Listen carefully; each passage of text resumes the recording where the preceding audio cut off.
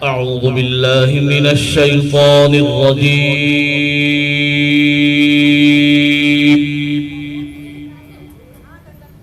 بسم الله الرحمن الرحيم.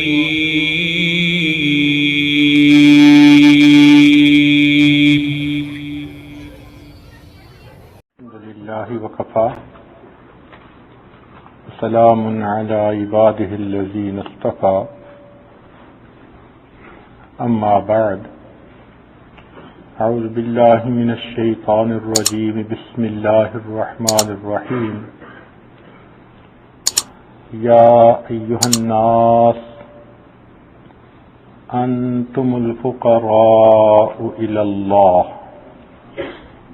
والله هو الغني الحميد إن يشأ يذهبكم ويأتي بخلق جديد وما ذلك على الله بعزيز ولا تزر وازرة وزر أخرى وإن تدع مثقلة إلى حملها لا يحمل منه شيء ولو كان ذا قربى إنما تنذر الذين يخشون ربهم بالغيب وأقاموا الصلاة ومن تزكى فإنما يتزكى لنفسه وإلى الله المصير سبحان ربك رب العزة عما يصفون وسلام على المرسلين والحمد لله رب العالمين اللهم صل على سيدنا محمد وعلى آل سيدنا محمد وبارك وسلم اللهم صل على سيدنا محمد وعلى آل سيدنا محمد وبارك وسلم اللهم صل على سيدنا محمد وعلى آل سيدنا محمد وبارك وسلم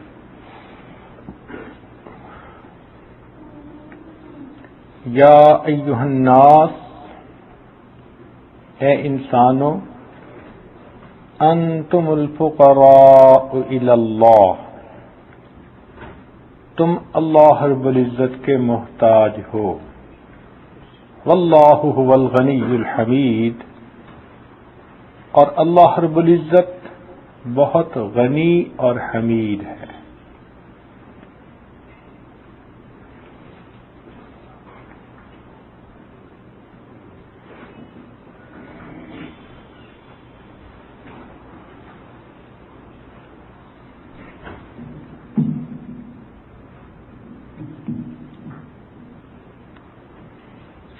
اللہ رب العزت غنی ہے اور انسان محتاج ہے اللہ رب العزت خزانوں کے مالک ہیں اور دینے والے ہیں بندہ ہر خیر کا لینے والا ہے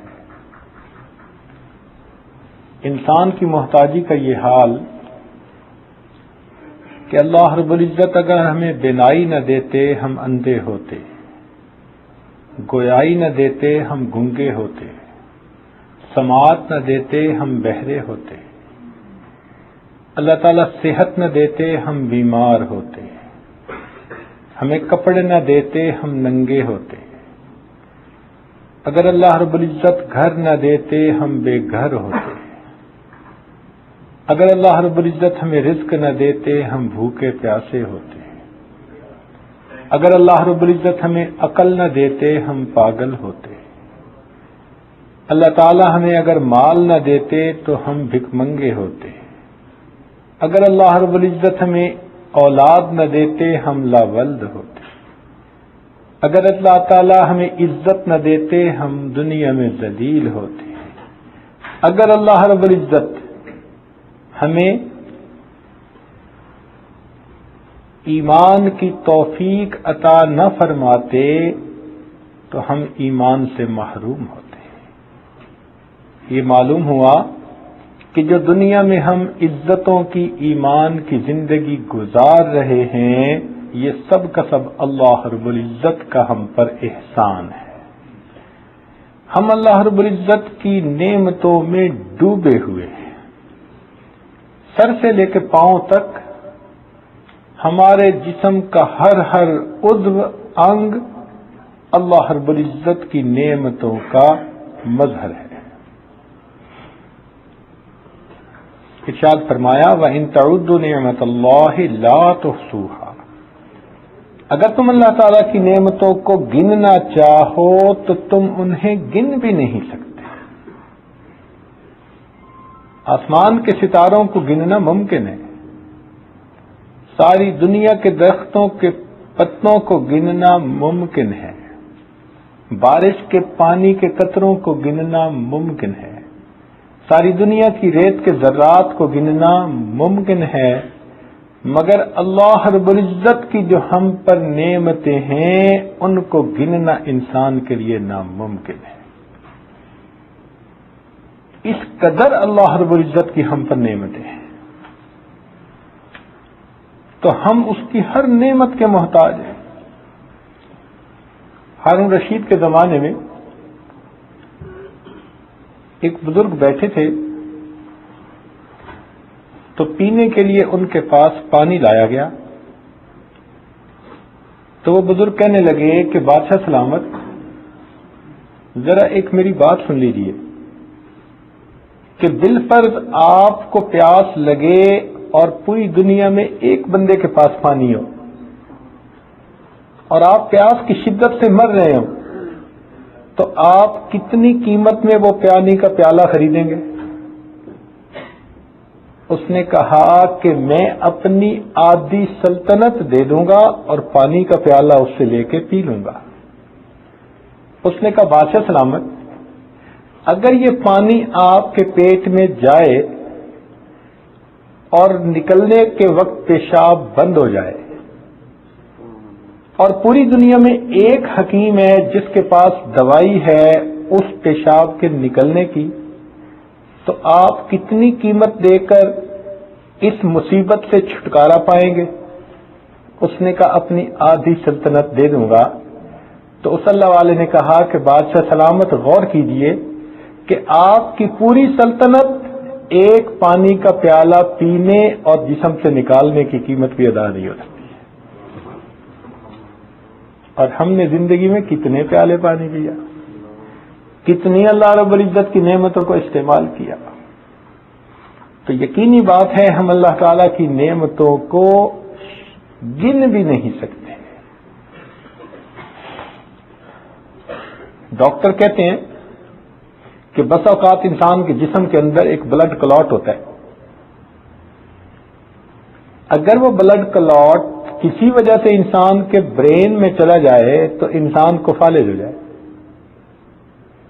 اگر وہ نہیں جاتا تو اس بیماری سے اس بندے کو کس نے بچایا ہوا ہے؟ اللہ رب العزت نے بچایا. ورنہ اتنا اچھا ڈاکٹر، اتنی انکم آ رہی ہے، اتنی عزت ہے، فالج ہو جائے تو پھر گھر میں بیٹھ جائے گا. معلوم ہوا کہ یہ سب نعمتیں جو مل رہی ہیں یہ اس پروردگار کا ہم پر کرم اور احسان ہے. جب کوئی فیکٹری اچھی چل رہی ہوتی ہے نا، مشین چل رہی ہوتی ہے، سٹاپیج نہیں آتا، تو یہ اس بات کی دلیل ہوتی ہے کہ مشین کی نگرانی کرنے والا اس کی نگرانی کا حق ادا کر رہا ہے. جب ہمیں ہر طرف سے خوشیاں مل رہی ہوتی ہیں، عزتیں مل رہی ہوتی ہیں، سکون مل رہا ہوتا ہے، یہ اس بات کی دلیل ہے کہ ہمارا پروردگار ہم پر رحمت کی نظر لگائے ہوئے ہے. یہ خزاں کی فصل کیا ہے؟ فقط ان کی چشم پوشی. یہ خزاں کی فصل کیا ہے؟ فقط ان کی چشم پوشی. وہ اگر نگاہ کر دے تو ابھی باہر آئے. تو زندگی میں جو سکون ہوتا ہے، خوشیاں ہوتی ہیں، ہر کام اچھا ہو رہا ہوتا ہے، ہر طرف سے واہ واہ اور انسان کی تعریفیں ہو رہی ہوتی ہیں، حقیقت میں یہ اللہ رب العزت کی اس بندے پر رحمت کی نظر ہوتی ہے. ہم محتاج ہیں اور اللہ رب العزت غنی ہے. اسے ہماری عبادت کی بھی ضرورت نہیں ہے. اگر ساری دنیا کے انسان فرعون کی طرح بدبخت بن جائیں تو اللہ رب العزت کی شان میں کوئی کمی نہیں آ سکتی. اور اگر ساری دنیا کے انسان صدیق اکبر لانوں کی طرح صدیقیت کے مقام پہ فائز ہو جائیں تو اللہ تعالی کی شان میں کوئی اضافہ نہیں ہو سکتا.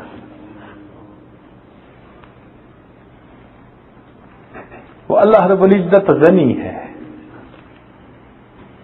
اسی لیے ایک جگہ پر فرمایا کہ اے میرے بندو وَإِن تَتَوَلَّوْا، اگر تم رخ پھیرو گے اپنے مقصد زندگی سے اور دین سے، يَسْتَبْدِلْ قَوْمًا غَيْرَكُمْ ثُمَّ لَا يَكُونُوا أَمْثَالَكُمْ، وہ پروردگار تمہیں مٹا دے گا، نئے بندوں کو پیدا کر دے گا، وہ پھر تم جیسے بدبخت نہیں ہوں گے. یہ بات ذہن میں رکھ لیجئے کہ مرضی ہر حال میں اللہ رب العزت ہی کی پوری ہوتی ہے.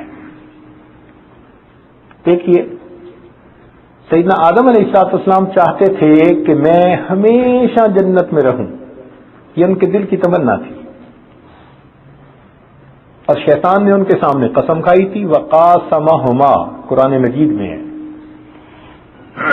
کہ شیطان نے قسم کھا کر کہا تھا کہ آپ اگر یہ دانہ کھائیں گے تو ملک لا یبلا، ایسی سلطنت ملے گی جو کبھی ختم نہیں ہوگی. تو ان سے بھول ہوئی.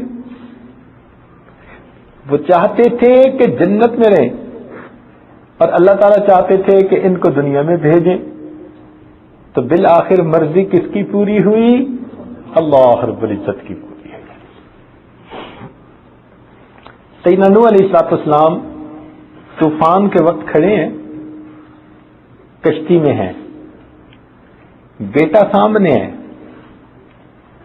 اب وہ چاہتے ہیں کہ میرا بیٹا کشتی میں سوار ہو جائے اور طوفان سے بچ جائے. چنانچہ بیٹے کو کہتے ہیں یا بنی ارکم معنا، اے بیٹے ہمارے ساتھ سوار ہو جا. اللہ تعالیٰ نہیں چاہتے تو مرضی کس کی پوری ہوئی؟ اللہ رب العزت کی پوری. سیدنا ابراہیم علیہ السلام اللہ رب العزت کے خلیل ہیں. بیٹے کو لٹا لیا اور چاہتے ہیں کہ ان کو اللہ تعالیٰ کے نام پہ قربان کریں. چھری چلاتے ہیں، باپ تیار ہے ذبح کرنے کے لیے، بیٹا تیار ہے ذبح ہونے کے لیے. فلما اسلما، جب دونوں اس بات پہ متفق ہو گئے، دونوں نے یہ بات طے کر لی. لیکن ابراہیم علیہ السلام چھری چلاتے ہیں اپنے بیٹے کو ذبح کرنے کے لیے، مگر اس کے بدلے میں ایک جانور ذبح ہو جاتا ہے. اللہ تعالیٰ بیٹے کو محفوظ کر لیتے ہیں. مرضی کس کی پوری ہوئی؟ اللہ. ایک موقع پر سیدنا رسول اللہ صلی اللہ علیہ وسلم نے شہد کھانے سے پرہیز کرنے کی نیت کر لی کہ میں آج کے بعد شہد نہیں کھاؤں گا، اس سے مہک آتی ہے. اور اللہ تعالیٰ چاہتے تھے کہ میرے محبوب کھائیں. چنانچہ محبوبانہ اطاعت فرمایا، یا ایھا النبی لم تحرم ما احل اللہ لک تبتغی مرضات ازواجک واللہ غفور الرحیم. اس پیغام کے بعد نبی علیہ السلام نے دوبارہ شہد کو استعمال کرنا شروع کر دیا. تو مرضی کس کی پوری ہوئی؟ اللہ. یہ بات ذہنوں میں بٹھا لیجئے، ہر حال میں ہر وقت میں مرضی اس ایک اللہ رب العزت کی پوری ہوتی ہے. ہم باقی سب اس کے بندے ہیں. ہم لینے والے ہیں، وہ پروردگار دینے والا ہے. ہم لے کے خوش ہوتے ہیں اور وہ پروردگار دے کے خوش ہوتا ہے. اسی لیے وہ پروردگار بے نیاز بھی ہے. بے نیاز کا کیا مطلب؟ کہ سارے اس کے محتاج ہوں اور وہ کسی کا محتاج نہ ہو. وہ نرادھار ہے، سب اللہ کے محتاج، اور اللہ تعالیٰ کسی کا محتاج نہیں، وہ غنی ہے. ایسا پروردگار ہے. اللہ اکبر کبیرہ. قرآن مجید میں 2 آیات ایسی ہیں کہ جن کو بندہ پڑھ لینا تو اس کے ناز نخرے کی جڑ ہی کٹ کے رکھ جاتی ہے. اللہ تعالیٰ اپنے پیارے محبوب صلی اللہ علیہ وسلم کو فرماتے ہیں کہ اے میرے پیارے، لَإِن شِئْنَا لَنَذْهَبَنَّ بِالَّذِي أَوْحَيْنَا إِلَيْكَ، اگر ہم چاہیں تو جو ہم نے وحی کے ذریعے آپ کو عطا کیا وہ سب آپ سے واپس لے گئے. اور اس کے لیے صیغہ کون سا استعمال کیا؟ لَنَذْهَبَنَّ، ثقیلہ کا صیغہ جو تاکید کا آخری درجہ ہوتا ہے. جب اس آیت کو پڑھتے ہیں نا تو پھر انسان کوئی اپنے علم پہ ناز نہیں کر سکتا. اور پھر دوسرے کا فرمایا لولا ان ثبتناک، اے پیارے محبوب صلی اللہ علیہ وسلم اگر ہم آپ کو ثابت قدمی نہ عطا کرتے تو کیا ہوتا؟ لقد کدت ترکن الیہم شیئا قلیلا، آپ ان مشرکوں کی طرف تھوڑا سا اگر مائل ہو جاتے، اذا لأذقناک ضعف الحیات وضعف الممات ثم لا تجد لك علینا نصیرا. اب ان آیات کا ترجمہ جا کے خود دیکھ لیجئے گا، ہم میں تو اتنی ہمت نہیں کہ اس کا ترجمہ بھی کر سکیں. اللہ اکبر. تو جب یہ آیتیں پڑھتے ہیں نا تو ہل جاتا ہے بندہ، وہ پروردگار اتنا بے نیاز ہے. اللہ اکبر.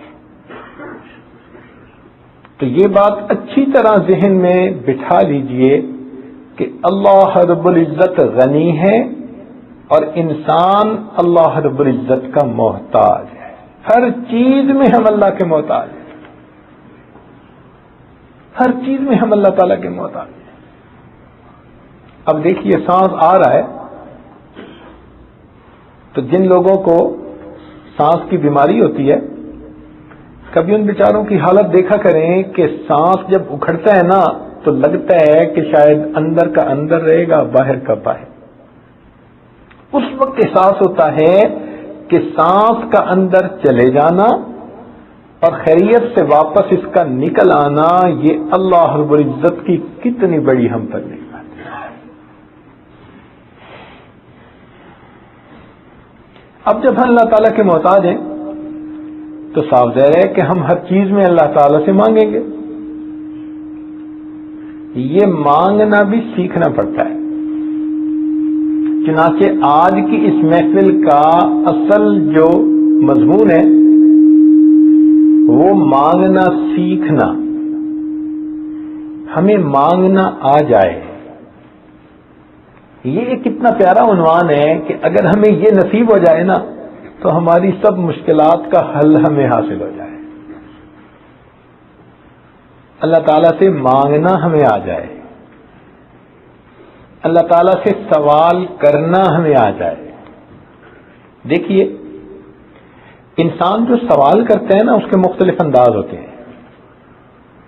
سب سے پہلا تو انسان علم حاصل کرنے کے لیے سوال کرتا ہے. شریعت نے، دین اسلام نے اس کو عبادت کا رتبہ دیا. چنانچہ ارشاد فرمایا فَاسْأَلُوا أَهْلَ الذِّكْرِ إِن كُنتُمْ لَا تَعْلَمُونَ. اب یہ فَاسْأَلُوا امر کا صیغہ، حکم دیا جا رہا ہے کہ اگر تم نہیں جانتے تو جو علم والے ہیں ان لوگوں سے تم پوچھو. تو سوال پوچھنے میں بندے کو کوئی شرم نہیں محسوس کرنی چاہیے. ہاں یہ ٹھیک ہے کہ کچھ شرائط ہیں، سوال برائے سوال سے منع کیا گیا. اپنی علمیت جتانے کے لیے اور دوسرے کو نیچا دکھانے کے لیے سوال پوچھنا اس کو منع کیا گیا. فرمایا لا تسألوا عن اشیاء ان تبد لکم تسؤکم، تو سوال کے بھی آداب بتائے گئے، مگر سوال پوچھنے کو اچھا سمجھا گیا۔ چنانچہ حدیث پاک میں نبی اسلام نے ارشاد فرمایا شفاء العی السؤال، کہ جہالت گویا بیماری ہے اور اس بیماری کا علاج سوال کے پوچھنے میں ہے۔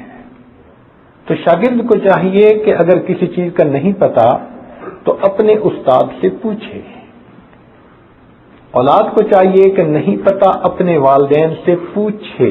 یہ علم حاصل کرنے کے لیے سوال کرنا یہ ایک پسندیدہ عمل ہے، بلکہ ایک عبادت ہے۔ بلکہ حدیث پاک میں فرمایا کہ حسن السؤال نصف العلم، اچھے انداز سے سوال پوچھنا یہ بھی آدھا علم ہے۔ حدیث پاک میں آتا ہے کہ اگر کوئی بندہ محتاج ہے، فقیر ہے، کسی سے روٹی کا سوال کرتا ہے اور کوئی بندہ اس کے سوال کو پورا کر دیتا ہے تو اس سوال پر 3 آدمیوں کی مغفرت ہوتی ہے۔ جس بندے نے رزق کمایا اس کی بھی مغفرت، جس نے کھانا بنایا اس کی بھی مغفرت، اور جس نے اس فقیر تک وہ کھانا پہنچایا اللہ تعالیٰ اس کی بھی مغفرت کر دیتے ہیں۔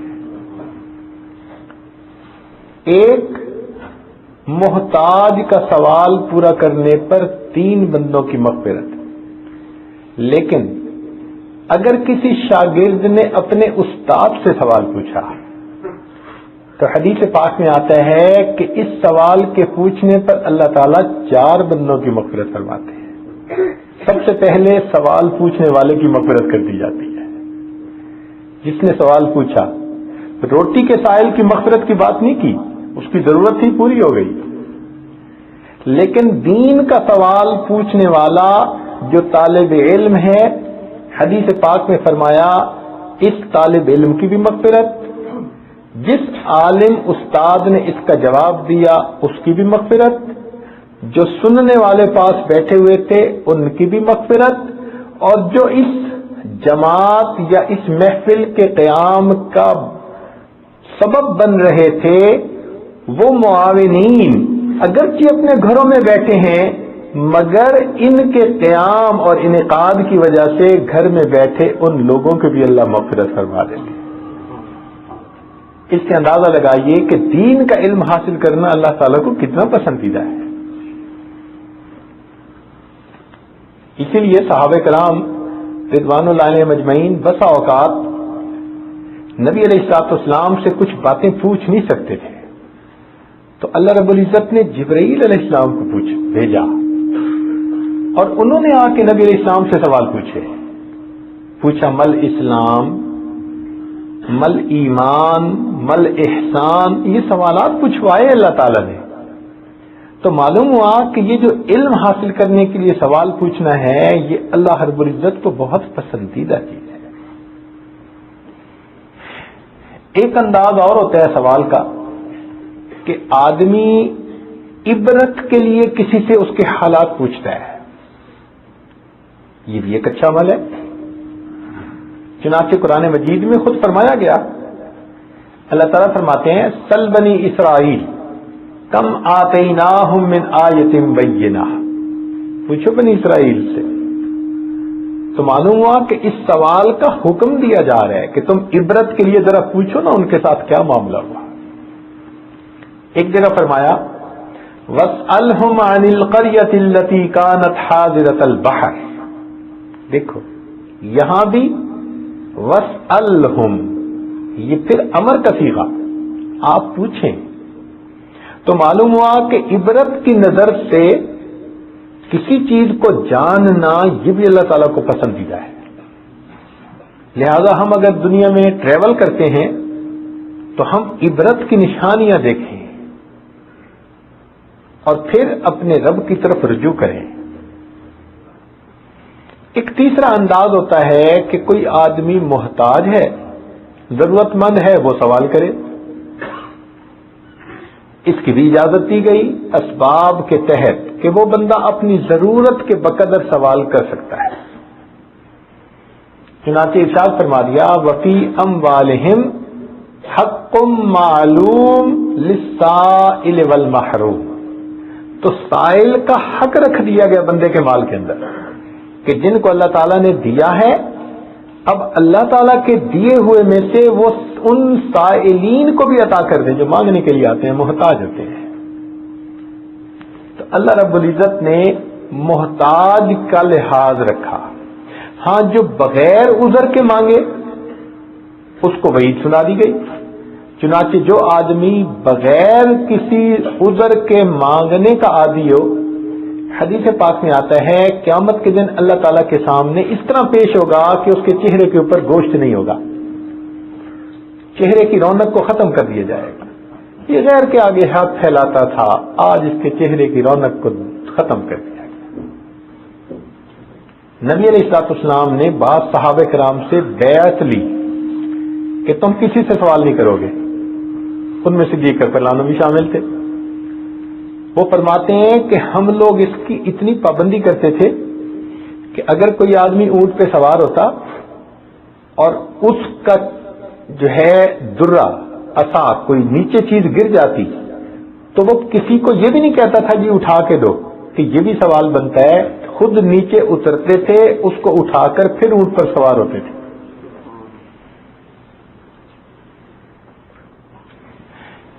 ایک سوال ہوتا ہے اپنے پروردگار سے کرنا،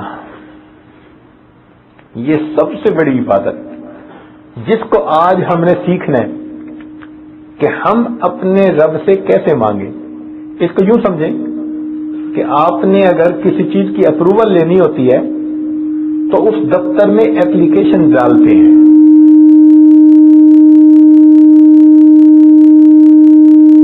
وہ ایپلیکیشن لکھنا یا ایپلیکیشن بھرنا وہ بھی ایک علم ہوتا ہے. اور جس بندے کو اچھی ایپلیکیشن بھرنی آ جائے تو عام طور پہ اپروول بھی جلدی مل جاتی ہے. اللہ رب العزت اتنے کریم ہیں، اتنے مہربان ہیں کہ انہوں نے اپنے دربار سے مانگنے کا طریقہ بھی خود سکھا دیا، ایپلیکیشن بھرنے بھی سکھا دی.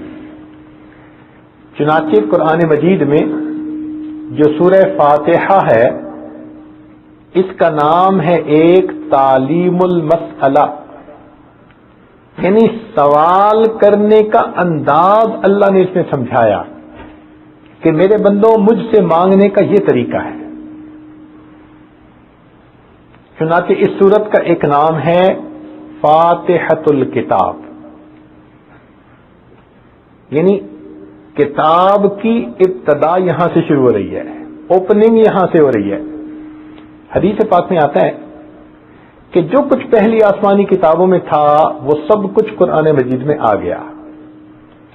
جو قرآن مجید میں تھا وہ سب کا سب سورہ بقرہ میں آ گیا، اور جو کچھ سورہ بقرہ میں تھا وہ سب کا سب سورہ فاتحہ میں آ گیا. تو سورہ فاتحہ گویا تمام آسمانی کتابوں کی تعلیمات کا نچوڑ ہے، لب لباب ہے. اس لیے اس کا ایک نام ہے ام الکتاب. ام کا لفظ عربی میں استعمال کر دیتے ہیں بنیاد کے لیے. مثال کے طور پہ والدہ کو ام کہتے ہیں کہ وہ تمام اولاد کی بنیاد ہوتی ہے، اس میں ماں اولاد شامل ہوتی ہے. جھنڈے کو بھی عربی میں ام کہتے ہیں کیونکہ وہ سب کو جمع کرنے والا ہوتا ہے. مکہ مکرمہ کا ایک نام ہے ام القری، سب بستیوں کی ماں، اس لیے کہ وہ سب بستیوں کا مرکز ہے. تو اس کا نام ام الکتاب کہ یہ ایسی صورت ہے جو تمام صورتوں کی جامع ہے. اس صورت کا ایک نام ہے اساس القرآن. تو واقعی یہ قرآن مجید کی بنیاد بھی ہے. اس صورت میں اللہ رب العزت نے اپنے بندوں کو اپنے سے مانگنا سکھایا. اسی لیے یہ صورت ایسی ہے کہ اس کو ہر رکعت میں پڑھا جاتا ہے. جب کوئی منفرد نماز پڑھ رہا ہو ہر رکعت میں پڑھے, امام پڑھتا ہے رکعت میں پڑھتا ہے. چونکہ بار بار اس صورت کو پڑھا جاتا ہے, اس لیے اس صورت کے مضمون کو سمجھنا ہمارے لیے لازم ہے تاکہ ہم پھر اللہ تعالی سے مانگ سکیں صحیح طور پر. اب ذرا توجہ فرمائیے گا کہ یہ صورت شروع ہوتی ہے الحمدللہ رب العالمین, الحمد کے لفظ سے کہ تمام تعریفیں اللہ کے لیے ہیں جو تمام جہانوں کا پروردگار ہے. حمد سے صورت شروع ہوئی اور دیکھیے کہ اللہ تعالی ہی ہر حمد کے لائق ہے, سب تعریفیں اللہ کے لیے. ذرا توجہ فرمائیے گا, وہ اس طرح سے کہ دنیا میں کوئی بندہ کسی کی بھی تعریف کرے حقیقت میں وہ اللہ کی تعریف کر رہا ہوتا ہے.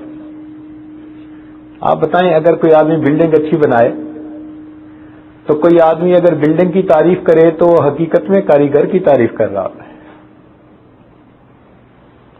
تو جس طرح بلڈنگ کی تعریف کاریگر کی تعریف ہوتی ہے, یہ پوری کائنات اللہ رب العزت نے بنائی, لہذا کائنات کی جس چیز کی بھی تعریف کی جائے گی حقیقت میں وہ تعریف پروردگار کی ہو رہی ہے. تو تمام تعریفیں حقیقت میں اللہ تعالی کی تعریف ہیں. ہم کپڑے کی تعریف کرتے ہیں, عمارت کی تعریف کرتے ہیں, کسی بندے کی تعریف کرتے ہیں, کسی بھی چیز کی تعریف کرتے ہیں, حقیقت میں وہ تعریف اللہ رب العزت کی تعریف.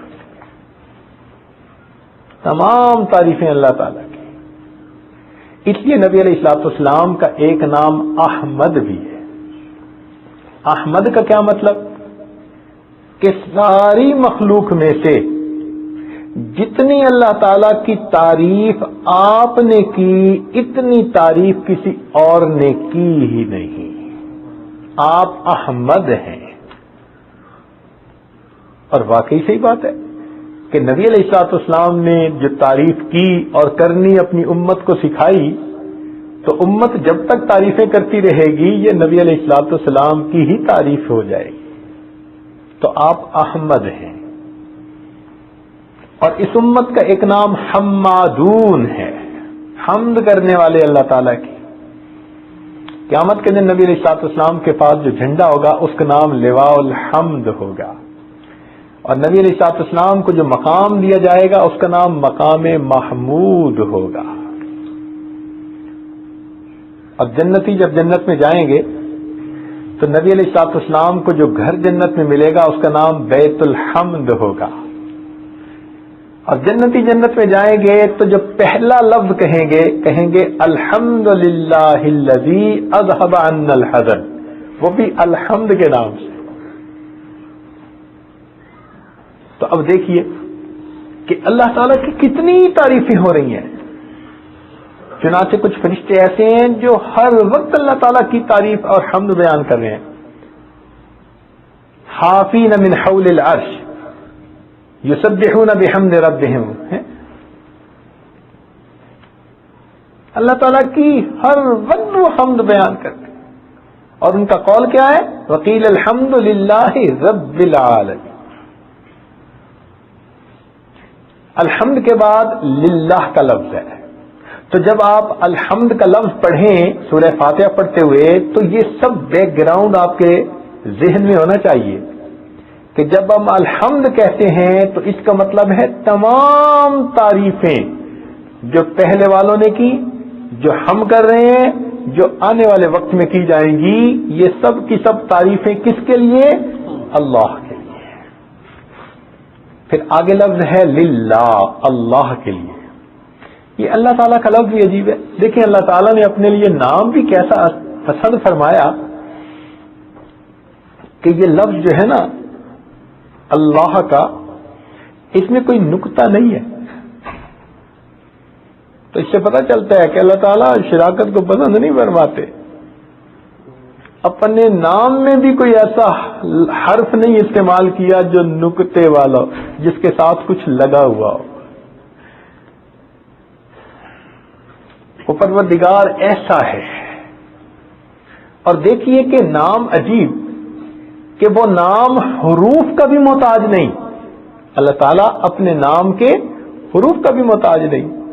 فرض کرو کہ اللہ کا لفظ ہے, اس میں سے اگر کوئی بندہ الف کو ہٹا دے تو جو کچھ باقی بچے گا وہ بھی اللہ کی طرف اشارہ کرے گا. اگر الف ہٹا دے تو باقی کیا بچ جاتا ہے؟ للہ. تو للہ کا اشارہ کس کی طرف؟ وَلِلَّهِ مَا فِي السَّمَاوَاتِ وَالْأَرْضِ, پھر بھی اشارہ اللہ کی طرف. اچھا ایک لام ہٹا دیں, الف بھی ہٹا دیں, لام بھی ہٹا دیں, اور ایک لام بچ جائے تو باقی کیا بچا؟ لہو.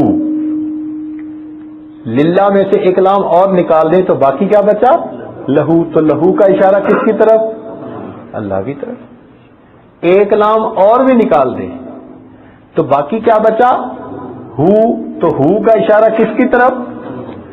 واہ میرے مالک, آپ نے نام بھی اپنے لیے کیسا پسند فرمایا کہ آپ نام کے حروف کے بھی محتاج نہیں. جو حرف بچتا ہے وہ بھی اللہ کی طرف اشارہ کر رہا ہوتا ہے.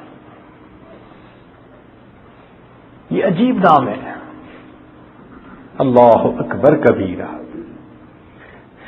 اسی لیے جو صفاتی نام ہے نا وہ ایک ایک صفت کی طرف اشارہ کر رہے ہوتے ہیں, اور یہ جو لفظ اللہ ہے یہ تمام صفات کی طرف اشارہ کر رہا ہوتا ہے. اسی علماء نے لکھا ہے کہ کلمے میں اللہ تعالیٰ نے اپنے اس نام کو پسند فرمایا, الحمد لا الہ الا اللہ. تو اللہ کا نام لیا, کلمے میں بھی یہ نام لکھا. اور امام اعظم ابو حنیفہ رحمۃ اللہ علیہ فرماتے تھے کہ اللہ تعالیٰ کے ناموں میں سے ایک نام اسم اعظم ہے حدیث پاک کے مطابق, اور وہ فرماتے تھے کہ یہی اللہ کا نام اسم اعظم ہے. مگر فرمایا کرتے تھے کہ اس نام کو اگر ایسی زبان لے کہ جس دل میں کوئی غیر نہ ہو تو پھر اس زبان سے نکلا ہوا نام اسم اعظم کا اثر دکھاتا ہے. اگر دل میں غیر بھرا پڑا ہو تو پھر زبان سے اللہ اللہ کہتے بھی پھر ہو تو اثر نہیں ہوتا. ایسا دل جس میں غیر نہ ہو, جو غیر سے خالی ہو, جب اس زبان سے اللہ کا نام نکلتا ہے تو پھر اس کے اثرات نظر آتے ہیں. یہ ایسا ہی ہے جیسے کہ حضرت عیسیٰ علیہ الصلوۃ والسلام فرماتے تھے قم باذن اللہ, تو مردے تھوڑی دیر کے لیے زندہ ہو جاتے تھے. اور آج ہم اگر کہیں قم باذن اللہ تو الفاظ تو وہی ہیں لیکن سویا ہوا بندہ بھی نہیں جاگتا. تو الفاظ میں تو کوئی تبدیلی نہیں, معلوم ہوا کہنے والی زبان میں فرق ہے. اسی طرح ہم بھی اللہ کا نام لیتے ہیں لیکن چونکہ ہمارے دل میں غیر کی محبت ہوتی ہے, غیر کا بھرا ہوا ہوتا ہے معاملہ, اس لیے اثرات نہیں ہوتے. اللہ والے اسی اللہ کے لفظ کو لیتے ہیں اور اس کے اثرات نمایاں جاتے ہیں. آپ دیکھیے نبی علیہ الصلوۃ والسلام ایک درخت کے نیچے آرام فرما رہے ہیں. ثمامہ بن اسال ایک کافر تھا, وہ پہنچ گیا, اس نے تلوار کو اٹھایا. نبی علیہ السلام کی آنکھ کھلی, کہتے میں یمنعک منی یا محمد صلی اللہ علیہ وسلم. تو نبی علیہ السلام نے جواب میں کیا فرمایا تھا؟ اللہ. فقط اللہ کا لفظ کہا, اس بندے پر ایسی تاثیر ہوئی کہ وہ کانپنے لگا حتیٰ کہ تلوار اس کے ہاتھ سے گر گئی. نبی علیہ السلام نے اس کو اٹھا لیا, فرمایا میں یمنعک منی. اب بتاؤ تمہیں کون بچائے گا؟ اب لگا منتیں کرنے, آپ تو بڑے اعلیٰ اخلاق والے ہیں, فلاں والے ہیں. نبی علیہ السلام نے فرمایا اچھا چل میں نے تجھے معاف کر دیا, جاؤ. جاتے نہیں. نبی علیہ السلام نے پوچھا کہ کیوں نہیں جاتے؟ کہنے لگے آپ نے تو معاف کر دیا, اب آپ مجھے کلمہ پڑھا دیجئے, اللہ بھی مجھے معاف فرما دے. کلمہ پڑھ کے مسلمان ہو جاتے ہیں. تو اللہ کے نام سے تاثیر ہوتی ہے. آگے فرمایا رب العالمین. رب کا لفظ مطلب ہوتا ہے کسی کی پرورش کرنے والا. یہ مخلوق کے لیے بھی استعمال ہوتا ہے, اللہ کے لیے بھی استعمال ہوتا ہے. مگر مخلوق جو تربیت کرتے ہیں نا, جیسے ماں باپ بچے کی کرتے ہیں, وہ محدود وقت کے لیے, محدود لوگوں کے لیے. اور اللہ تعالیٰ جو مربی ہیں تو وہ زمان اور مکان کی قید سے بلند و بالا ہے. وہ ہمارے بھی رب ہیں، ہم سے پہلے والوں کے بھی تھے، جو ہمارے بعد آئیں گے وہ ان کے بھی رب ہیں. ماضی میں بھی تھے، حال میں بھی ہیں، مستقبل میں بھی رہیں گے. اللہ رب العزت ہر ایک کے مربی ہے، چنانچہ اس کی ربوبیت ہر ایک کے لیے. وہ کس کو پالنے والا ہے؟ ہر ایک کا پالنے والا. فقط انسانوں کا پالنے والا نہیں، حیوانوں کا، درندوں کا، چرندوں کا، حتیٰ کہ دنیا میں جس کو بھی زندگی ملی ہے، وہ چاہے چھوٹے کیڑے کیوں نہ ہو، بڑے جاندار کیوں نہ ہو، چھوٹے سے بڑے تمام جانداروں کا پالنے والا کون؟ اللہ رب العزت ہے. اور آگے فرمایا عالمین، تمام جہانوں کا پروردگار ہے. اب یہاں پر رب المسلمین نہیں کہا، مومنین نہیں کہا، متقین نہیں کہا، بلکہ فرمایا رب العالمین، وہ تمام جہانوں کا پروردگار ہے. تو جب ہم پڑھ رہے ہوتے ہیں الحمدللہ رب العالمین، تو ہمیں یہ ذہن میں رکھنے چاہیے معنی کہ تمام تعریفیں اس اللہ کے لیے ہیں جو تمام جہانوں کا پروردگار ہے. اس کے بعد فرمایا الرحمن الرحیم، 2 صفاتی نام دیے. رحمان بھی رحمت سے مشتق اور رحیم بھی رحمت سے مشتق، مگر دونوں میں تھوڑا سا فرق ہے. رحمان کی رحمت عموم ہے سب کے لیے، بندوں کے لیے، اور رحیم کی رحمت خاص ہے ایمان والوں کے لیے.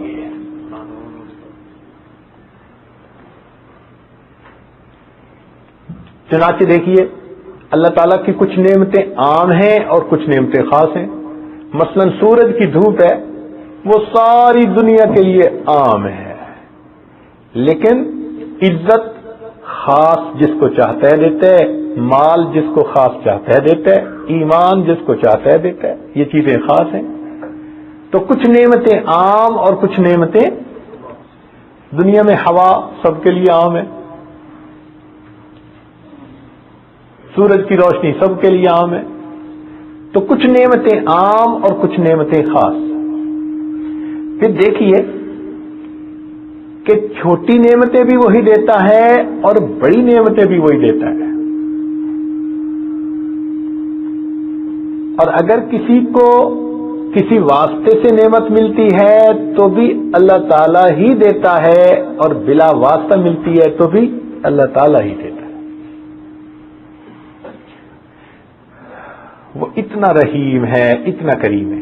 دنیا میں تمام کے اوپر اس کی رحمت ہے، یہ رحمان کا تقاضا، اور آخرت میں اس کی رحمت ایمان والوں کے لیے خاص ہوگی، یہ رحیم کا تقاضا. وَكَانَ بِالْمُؤْمِنِينَ رَحِيمًا. ایک حدیث پاک میں آتا ہے، بڑی مزے کی بات ہے کہ نبی علیہ الصلوۃ والسلام نے ایک دفعہ دعا مانگی، اللہم اجعل حساب امتی علی یدی. حدیث میں آتا ہے کہ نبی علیہ السلام نے دعا مانگی، اے اللہ میری امت کا حساب لینے کی مجھے اجازت دے دیجیے کہ میں اپنی امت کا حساب خود لے لوں گا. تو اللہ رب العزت نے فرمایا، اے میرے پیارے، میری رحمت کا کوئی ٹھکانہ نہیں، میں آپ کی امت کا حساب قیامت کے دن رحمت کے ساتھ لوں گا. حضرت قاری محمد طیب رحمۃ اللہ علیہ فرماتے ہیں، خطبات یہ اسلام حکیم الاسلام میں ان کا یہ بات نقل کی گئی ہے. وہ فرماتے ہیں کہ قیامت کے دن اللہ تعالیٰ کی رحمت کا اتنا ظہور ہوگا، اتنا ظہور ہوگا کہ ایک وقت آئے گا شیطان بھی سر اٹھا کر دیکھے گا، اس کو بھی امید لگے گی شاید مجھے بھی بخش دیا جائے گا. اتنا اللہ تعالیٰ کی رحمت کا ظہور ہوگا. وہ ایک واقعہ لکھتے ہیں کہ 2 آدمی جہنم کی طرف 2 آدمی پیش کیے جائیں گے. اللہ تعالیٰ فرمائیں گے کہ بھائی ایک بندے کو کہ تمہارے اعمال ایسے ایسے، جہنم میں جاؤ. دوسرے کو فرمائیں گے جہنم میں جاؤ. جب دونوں کو جہنم جانے کا حکم ہوگا نا، تو ایک تو بھاگ پڑے گا جہنم کی طرف اور دوسرا آہستہ آہستہ چلے گا. اللہ تعالیٰ دونوں کو بلائیں گے, پوچھیں گے بھائی تم بھاگ کیوں پڑے؟ وہ کہے گا یا اللہ ساری زندگی تو نافرمانی میں گزر گئی, اب یہ آپ کا آخری حکم تھا, میں نے کہا چلو اس کو تو پورا کر لو. فرمائیں گے اچھا چل جنت میں چلا جا. اور دوسرے کو پوچھیں گے بھائی تو جا بھی رہا تھا, پیچھے مڑ کو بھی دیکھ رہا تھا, تو آہستہ آہستہ کیوں چل رہا تھا؟ وہ کہے گا یا اللہ دنیا میں بھی کبھی آپ کی رحمت نے مجھے مایوس نہ ہونے دیا, گو حکم ہو گیا, میں پھر بھی پیچھے مڑ کے دیکھ رہا تھا کہ میں مایوس نہیں ہونا چاہتا تھا. فرمائیں گے اچھا تجھے میری رحمت کا اتنا بھروسہ ہے, چل تجھے بھی میں نے جنت عطا کی. تو الرحمن الرحیم, اللہ تعالی رحمان بھی ہیں اور رحیم بھی ہیں. اس کا کیا مطلب ہے رحمان اور رحیم کا؟ اس کا مطلب یہ کہ اپنے اور پرائے وہ سب کو نوازنے والا پروردگار ہے. وہ اپنوں کو بھی دیتے ہیں, پرائیوں کو بھی دیتے ہیں. وہ فقط عبادت گزاروں کو نہیں دیتا, جو نافرمانیاں کرنے والے ہیں دنیا میں اللہ ان کو بھی عطا فرما دیتا ہے, اپنے پرائے سب کو عطا فرما دیتا ہے. وہ وفادار کو بھی دے دیتا ہے تو غدار کو بھی دیتا ہے. وہ نمک حلال کو بھی دیتا ہے تو نمک حرام کو بھی دے دیتا ہے دنیا میں. عبادت گزاروں کو دیتا ہے تو گناہگاروں کو بھی دے دیتا ہے. بلکہ ہو سکتا ہے کہ دوستوں کو دال ساگ عطا کر دے مگر دنیا میں دشمنوں کو بھی مرغ مسلم عطا فرما دے. عجیب پروردگار ہے. اللہ اکبر کبیرہ. ذنون مصری رحمۃ اللہ علیہ فرماتے ہیں بڑی عجیب سی بات ہے, میں دریا کے کنارے جا رہا تھا تو میں نے دیکھا کہ ایک بچھو وہ پانی کی طرف بھاگا جا رہا ہے. میں نے یہ سنا تھا کہ بچھو پانی میں تیرنا نہیں جانتا, ڈوب جاتا ہے. تو میں حیران, میں نے دیکھا تو پانی کے اندر ایک کچھوا بیٹھا ہوا تھا, وہ بچھو اس کی پیٹھ پہ سوار ہو گیا اور کچھوے نے تیرنا شروع کر دیا. کہتے ہیں مجھے بڑا عجیب لگا اور میں نے کہا کہ میں بھی ذرا دیکھتا ہوں کیا ہوگا یہ معاملہ. تو میں نے بھی اس کے پیچھے دریا میں قدم ڈال دیا. کچھوا تیرتا رہا حتیٰ کہ دریا یا نہر جو بھی تھی اس کے دوسرے کنارے پر جا پہنچا. وہاں جا کے بچھو اس کے پیٹھ سے نیچے اتر گیا اور پھر اس نے بھاگنا شروع کر دیا. کہتے ہیں میں بھی پیچھے کچھ دور آگے گیا تو میں نے جھاڑیوں میں ایک آدمی کو دور لیٹے ہوئے زمین پہ دیکھا اور یہ بچھو اس کی طرف جا رہا تھا. میں نے کہا کہ ممکن ہے کہ یہ اس بندے کو جا کے ڈسے. تو میں نے بھی اپنا جوتا اتار کے تیاری کر لی کہ اگر یہ اس کو ڈسنے لگے گا تو میں اس بچھو کو پہلے ہی مار دوں گا. کہتے ہیں میں تھوڑا آگے بڑھا تو حیران کہ ایک طرف سے ایک کالا ناگ تھا, بلیک کوبرا, وہ اس نوجوان کی طرف بڑھ رہا تھا. جب وہ اس کے قریب پہنچا تو میں نے دیکھا کہ یہ بچھو اس کوبرا کے ساتھ چمٹ گیا اور اس بچھو نے اس کو ڈس لیا. یہ بچھو اتنا زہریلا تھا کہ اس کے ڈسنے سے سانپ وہیں لوٹنے لگا اور ٹھنڈا ہو گیا, مر گیا. اور وہ بچھو پھر واپس. کہتے ہیں میں حیران, جب پیچھے آ کے دیکھا تو یہ پھر اسی کچھوے کے پیٹھ پر بیٹھا اور کچھوے نے اس کو واپس پہنچایا. میں نے کہا میں اس بندے کا تو جا کے پتہ کروں. کہتے ہیں جب میں اس بندے کے پاس گیا تو میں نے دیکھا کہ اس کے منہ سے شراب کی بو آ رہی تھی. میں نے اس کو جگایا, وہ اٹھ بیٹھا. میں نے کہا نوجوان تو اللہ کی نافرمانیاں کر رہا ہے اور شراب پی کے گہری نہیں سو رہا ہے, تو اپنے پروردگار کی رحمت کو دیکھ, وہ جاگ جاگ کے تیری جان کی حفاظت کر رہا ہے. میرے دوستو ہم گناہ کر کر کے سو جاتے ہیں, وہ پروردگار پھر بھی جاگ جاگ کے ہماری حفاظتیں فرماتا ہے. کتنا کریم پروردگار ہے, کتنا رحیم پروردگار ہے. اور الرحمن الرحیم کا ایک مطلب اور بھی ہے کہ اے بندو وہ اپنے اور پرائے سب کو نوازتا ہے تو وہ غصے سے نہیں عطا کرتا, وہ پیار سے عطا کرتا ہے. کئی دفعہ بندہ دیتا ہے نا غصے سے.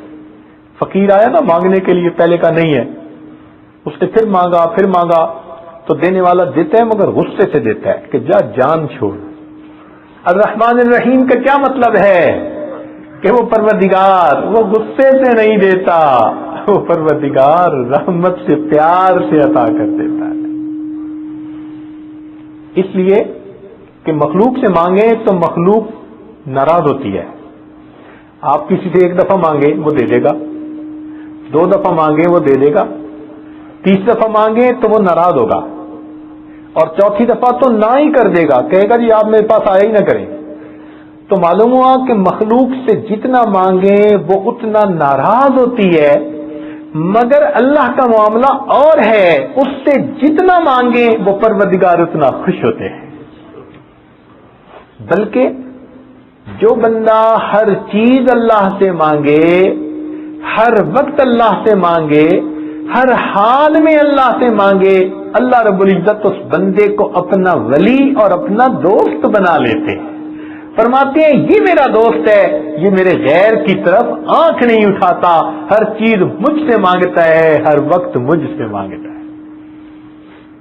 اور مخلوق سے مانگنے کا تو کیا, مخلوق کے پاس جاؤ نا تو وہ پوچھتے ہیں کیا لائے ہو, اور اللہ کے در پہ جاؤ تو اللہ تعالیٰ پوچھتے ہیں میرے بندے کیا لینے کے لیے آئے ہو. کتنا فرق ہے بھائی میرے دوستو. جہاں جائیں گے لوگوں کو غرض کا بندہ پائیں گے, بے غرض ذات ایک پروردگار کی ہے, وہ بے غرض ذات ہے. اس لیے ہم جب بھی مانگیں اپنے پروردگار سے مانگیں. دنیا کے پاس جائیں گے تو کچھ لے کے جانا پڑے گا. پروردگار وہ ذات ہے کہ جس کے پاس خالی ہاتھ بھی جائیں گے تو دامن بھر کے واپس آئیں گے. اس لیے فرمایا الرحمن الرحیم. پھر آگے ایک بات فرما دی کہ مالک یوم الدین, وہ مالک ہے قیامت کے دن کا. اب یہاں پر مفسرین نے عجیب نکات لکھے ہیں کہ ایک قرأت ہے ملک یوم الدین, بادشاہ ہے قیامت کے دن کا, اور ایک ہے مالک یوم الدین. تو بڑی اس کی تفصیل لکھی, مگر ہمارے اکابر نے مالک کے لفظ کو یہاں ایڈاپٹ کیا اور اس کو پڑھا. وہ فرماتے ہیں موٹی سی بات کہ ملک کے 3 حرف ہیں, مالک کے 4 حرف ہیں, اور ہر حرف پر چونکہ کئی نیکیاں ملتی ہیں, لہذا مالک کے لفظ کی قرأت کریں گے تو زیادہ ثواب ملے گا. اور واقعی بھائی اللہ تعالیٰ مالک ہے قیامت کے دن کا. یہ نہیں کہا قیامت کے دن کا منصف ہے, جج ہے, قاضی ہے, اس لیے کہ جج اور قاضی بھی اصولوں کا پابند ہوتا ہے. وہ کسی کی فیور کرنا چاہے تو نہیں کر سکتا. اللہ تعالیٰ نے اپنے آپ کو جج اور قاضی نہیں کہا, بلکہ کہا میں مالک ہوں, اور میرے گناہگار بندو اگر میری طرف رجوع کرو گے تو میں جو عطا کرنا چاہوں گا عطا کرنے کا میں اختیار رکھوں گا. تو قیامت کے دن کا وہ مالک ہے. اللہ اکبر. حدیث پاک میں آتا ہے کہ اللہ تعالیٰ قیامت کے دن فرمائیں گے لمن الملک اليوم, آج کے دن کس کی بادشاہی ہے؟ کوئی جواب نہیں دے سکے گا. ہزاروں سال گزر جائیں گے پھر خود ہی فرمائیں گے للہ الواحد القہار. پھر جب یہ بات کر لی تو یہاں تک اللہ رب العزت نے اپنے 4 نام استعمال فرمائے. ایک اللہ کا نام للہ, ایک رب کا نام, ایک الرحمن اور ایک الرحیم, یعنی 4 نام استعمال ہو چکے تھے پھر مالک یوم الدین کا. تو اس میں بتلایا کہ اے میرے بندو بات یہ ہے کہ میں اللہ ہوں تمہیں پیدا کرنے والا, رب ہوں تمہیں پالنے والا, اور رحمان ہوں تمہیں گناہوں کے باوجود پردے دینے والا, تمہاری ستاری کرنے والا. اور میرے بندوں میں رحیم بھی ہوں کہ گناہوں کے باوجود تم میری طرف رجوع کرو گے تو تمہاری توبہ کو بھی میں ہی قبول کرنے والا. تو معلوم ہوا کہ ابتدا سے انتہا تک ہم اپنے رب ہی کے محتاج ہیں ہر معاملے میں. اس لیے فرمایا مالک یوم الدین, میں قیامت کے دن کا بھی مالک ہوں. دنیا میں بھی تمہاری ضرورت کو میں پوری کرتا ہوں اور قیامت کے دن بھی میں ہی تمہاری ضرورتوں کو پورا کرنے والا. اس کے بعد پھر اللہ رب العزت نے ایک بات فرمائی کہ ایاک نعبد و ایاک نستعین، اے اللہ آپ ہی کی ہم عبادت کرتے ہیں اور آپ ہی سے ہم مدد مانگتے ہیں۔ اس میں عبادت کا تذکرہ پہلے اور مدد کا تذکرہ بعد میں، اس لیے کہ انسان عبادت کرتا ہے تب اللہ تعالیٰ کی مدد اترتی ہے۔ یہ مسئلہ بتا دیا کہ تم عبادت کرو گے تو اللہ تعالیٰ کی مدد تمہارے اوپر اترے گی۔ یہ ایک پرومز ہے اللہ اور بندے کے درمیان۔ اللہ تعالیٰ اپنے بندے سے وعدہ مانگتے ہیں، اور یہاں پر صیغہ ایسا استعمال کیا جو حال اور مستقبل دونوں کے لیے، اے اللہ ہم آپ کی عبادت کرتے ہیں اور کرتے رہیں گے، آپ ہی سے مدد مانگتے ہیں اور ہمیشہ آپ ہی سے مدد مانگتے رہیں گے۔ یہاں ہی اور بھی کا فرق پڑ جاتا ہے۔ دیکھیں، ہم اللہ تعالی ہی کی عبادت کرتے ہیں، اور مشرک لوگ کیا کہتے ہیں؟ ہم اللہ تعالی کی بھی عبادت کرتے ہیں۔ یہ فرق ہے۔ اللہ تعالیٰ یہاں چاہتے ہیں کہ نہیں میرے بندے فقط میری ہی عبادت کرو، میری ہی عبادت کی۔ تو انسان ہر طرف سے اپنی آنکھوں کو بند کر لے اور ایک اللہ رب العزت پر اپنی نظروں کو جما لے۔ دیکھیں اس معاملے میں انسان کا اپنا کیا حال ہے۔ اگر فرض کرو اس کی بیوی کہے جی میں آپ کی بھی بیوی ہوں، تو کوئی خاوند برداشت کرے گا؟ کیا چاہے گا؟ چاہے گا کہ بیوی کہے میں آپ ہی کی بیوی ہوں۔ اسی طرح اللہ تعالیٰ بھی چاہتے ہیں کہ میرے بندے تم یہ کہو کہ ہم آپ ہی کے بندے ہیں۔ ہر طرف سے ہٹ کٹ کے اللہ کی طرف متوجہ ہو جائے۔ اب جب بندے نے اپنے رب سے یہ وعدہ کر لیا تو اللہ رب العزت کی رحمت متوجہ ہوئی گئی، لہذا فرمایا کہ میرے بندو اب تم مجھ سے مانگو جو مجھ سے مانگنا چاہتے ہو۔ آگے وہ بات مانگی بندے نے جو اس کی زندگی کی سب سے بڑی ضرورت تھی، اور وہ کیا؟ فرمایا اہدنا الصراط المستقیم، اے اللہ مجھے سیدھے رستے کی رہنمائی عطا فرما دی۔ یہ ہماری زندگی کی سب سے بڑی ضرورت ہے کہ ہم اللہ تعالیٰ سے مانگیں کہ اے اللہ ہمیں سیدھے رستے کی رہنمائی عطا فرما دیجیے۔ تو جب بندے نے یہ دعا مانگی کہ اللہ ہمیں سیدھے رستے کی رہنمائی فرما، تو اللہ تعالیٰ نے آگے رہنمائی فرما دی۔ کیا فرمایا؟ صراط الذین انعمت علیہم، کون سا راستہ؟ جن بندوں پر آپ کا انعام ہوا ان بندوں کا راستہ۔ اب ذرا یہاں ایک بات توجہ سے سنیے کہ آسان کام تھا کہ جب بندے نے کہا تھا اہدنا الصراط المستقیم، اے اللہ سیدھے رستے کی رہنمائی فرما، تو اللہ تعالیٰ فرماتے تھے ٹھیک ہے صراط القرآن والحدیث، قرآن اور حدیث کا راستہ۔ نہیں نہیں نہیں، یہاں ایسی کتاب کی بات نہیں کی گئی۔ کیا بات کی؟ صراط الذین آگے بندوں کو پیش کیا، زندہ نمونوں کو پیش کیا کہ اے میرے بندو جن پر میرا انعام ہوا ان کا راستہ تمہیں چاہیے۔ تو یہاں سے پتہ چلتا ہے کہ انسان ہمیشہ ان بندوں کے راستے پر چلے گا تبھی اللہ تعالیٰ کو خوش کر پائے گا۔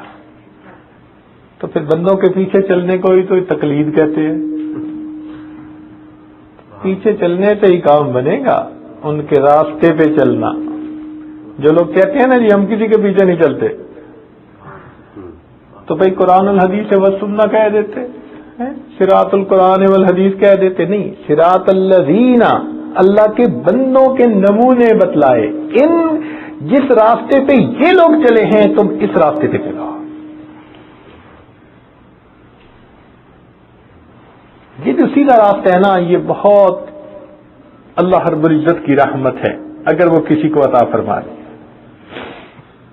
ایک بات سمجھ لینا کہ عبادت فقط اللہ رب العزت کا حق ہے۔ عبادت کیا ہوتی ہے؟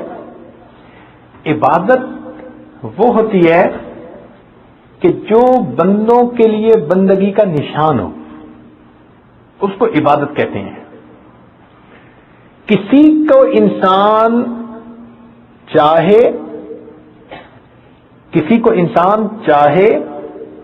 اور اس کے ساتھ امید بھی ہو، خوف بھی ہو، اور اس سے محبت بھی ہو.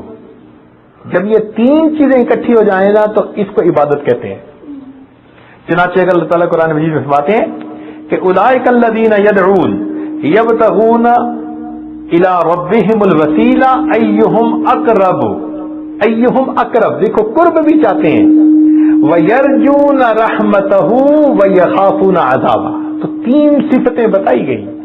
جب تین صفتیں کسی چیز میں پیدا ہو جائیں تو وہ عبادت بن جاتی ہے، اور یہ عبادت اللہ تعالیٰ کی امانت ہے.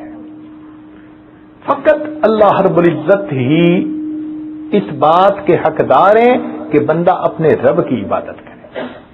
اس لیے کہتے ہیں کہ ایک بدو تھا، وہ آیا اور اس نے نماز پڑھی، اور اس دوران اس کی اونٹنی کہیں کھل گئی تھی.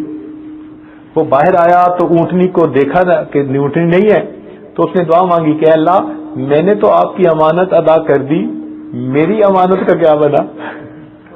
تو جیسے ہی اس نے یہ دعا مانگی، دوسری طرف سے اس نے دیکھا کہ ایک جانور اس کے اونٹ کے پیچھے لگا ہوا تھا، اور اونٹ بھاگتا بھاگتا اس کی طرف آ رہا تھا. جب اس کے قریب آیا تو اس نے اپنے اونٹ کی رسی کو پکڑ لیا اور وہ جانور واپس جنگل میں چلا گیا. اللہ تعالیٰ نے اس کی امانت اس کے پاس پہنچا دی. اس لیے کہتے ہیں ہو جس میں عبادت کا دھوکہ، مخلوق کی وہ تعظیم نہ کر، جو خاص خدا کا حصہ ہے بندوں میں اسے تقسیم نہ کر. تو ہم بندوں سے امیدیں نہ لگائیں. کس سے امید لگائیں؟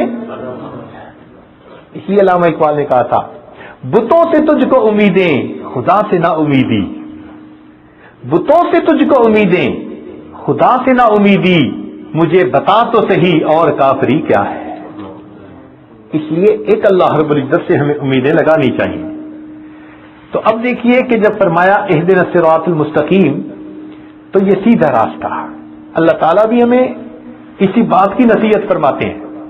چنانچہ فرمایا الم اعہد الیکم یا بنی آدم اللہ تعبدوا الشیطان انہ لکم عدو مبین وان اعبدونی، اور ایک میری ہی عبادت کرو، ھذا صراط مستقیم، یہ سیدھا راستہ. تو دیکھو ہم جو دعا مانگتے ہیں نا اہدنا الصراط المستقیم، تو قرآن مجید نے خود وضاحت کر دی کہ یہ سیدھا راستہ کون سا راستہ ہے؟ وان اعبدونی، ایک میری ہی عبادت کرو، ھذا صراط مستقیم، یہ سیدھا راستہ ہے. اللہ اکبر. اور حضرت عیسیٰ علیہ السلام جو تشریف لائے تو انہوں نے بھی یہی تعلیم دی. چنانچہ قرآن مجید میں ہے کہ انہوں نے ایک جگہ اللہ رب العزت کی بارے میں تفصیل کر کے کہا کہ ان اللہ ربی و ربکم، اللہ میرا بھی رب ہے تمہارا بھی رب ہے، فاعبدو، اس کی عبادت کرو، ھذا صراط مستقیم، یہ ہے سیدھا راستہ. اور نبی علیہ الصلوۃ والسلام اللہ رب العزت کے خلیل ابراہیم علیہ السلام، وہ جس راستے پر چلے سبحان اللہ وہ بھی سیدھا راستہ. اللہ تعالیٰ فرماتے ہیں کہ وجتباہ وہداہ الی صراط مستقیم، اور نبی علیہ الصلوۃ والسلام جس راستے پر تھے وہ بھی سیدھا راستہ. چنانچہ فرمایا یاسین والقرآن الحکیم انک لمن المرسلین علی صراط مستقیم، سیدھا راستہ. تو اس راستے کو ہم اللہ تعالیٰ سے مانگتے ہیں. اچھا میرے دوستو، یہ سوال بتانے کا طریقہ تھا تو اس کو ذرا میں نے تفصیل اس لیے کر دی کہ ہم چونکہ ہر نماز میں اسی صورت کو پڑھتے ہیں، تو جب اس کو پڑھیں تو ہر چھوٹے بڑے کو اس کے مفہوم کا پتہ ہونا چاہیے. اب ذرا آگے کی طرف آئیں کہ جو بات یہ عاجز بتانا چاہتا تھا اور جس کے لیے یہ سارا بیک گراؤنڈ بنایا، یہ تمہید بنائی، کہ ایک سوال قرآن مجید میں عجیب ہے. مختلف سوالات قرآن مجید کے اندر نقل کیے گئے اور ان سوالوں کے جواب بھی نقل کیے گئے. سوالات بھی نقل کیے گئے اور سوالات کے جوابات بھی نقل کیے گئے. ذرا توجہ فرمائیے گا. اب ذرا بات سمٹنے پہ آئی ہے اور جو اصل آپ کو بتانا تھا وہ چیز کہنے والے ہیں.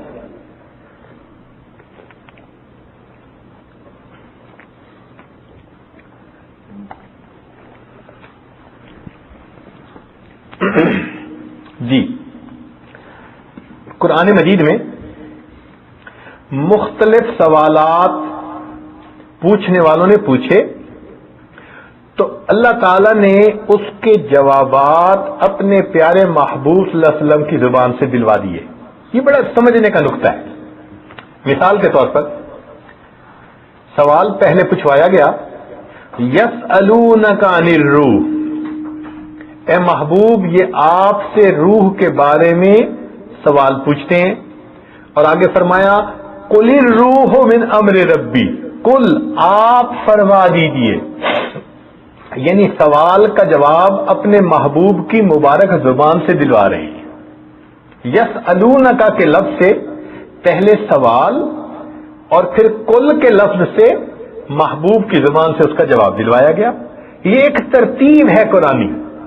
ایک جگہ فرمایا یسألونک عن المحیض قل هو اذن، تو دیکھیے وہی ترتیب ہے کہ یسألونک سے پہلے سوال اور پھر قل کے لفظ سے اس کا جواب دلوایا. آگے فرمایا یسألونک عن الیتامی قل اصلاح لہم خیر. تو دیکھو یسألونک کے لفظ سے سوال اور پھر قل کے لفظ سے اس کا جواب محبوب کی زبان سے دلوایا. یسألونک عن الاہلہ، تو یسألونک کے ذریعے سے چاند کے بارے میں سوال اور پھر آگے قل ہی مواقیت للناس والحج، قل کے لفظ سے اس کا جواب دلوایا گیا. تو یعنی یہ ایک قرآنی ترتیب ہے کہ یسألونک کے لفظ سے سوال بتلایا گیا اور پھر قل کے لفظ سے اس کا جواب دلوایا گیا. مگر ایک سوال ایسا کہ جب اس سوال کی باری آئی تو رب کریم نے سوال کے جواب کا انداز بدل دیا. وہ سوال کیسا عجیب ہوگا؟ وہ کوئی خاص سوال ہوگا نا کہ جس سوال کے پوچھنے پر اللہ نے ایک ترتیب ہی بدل کے رکھ دی. وہ کون سا سوال تھا؟ وہ اللہ تعالی کے بارے میں سوال تھا. فرمایا اے میرے پیارے وَإِذَا سَأَلَكَ عِبَادِي أَنِّي، توجہ فرمائیے اے میرے محبوب جب آپ سے میرے بندے میرے بارے میں سوال کریں فَإِنِّي قریب، اللہ تعالیٰ نے اس کا جواب خود عطا فرما دیا کہ میں تو ان کے بہت قریب ہوں. وہ جو کل کی ترتیب تھی وہ یہاں نہیں رہنے دی.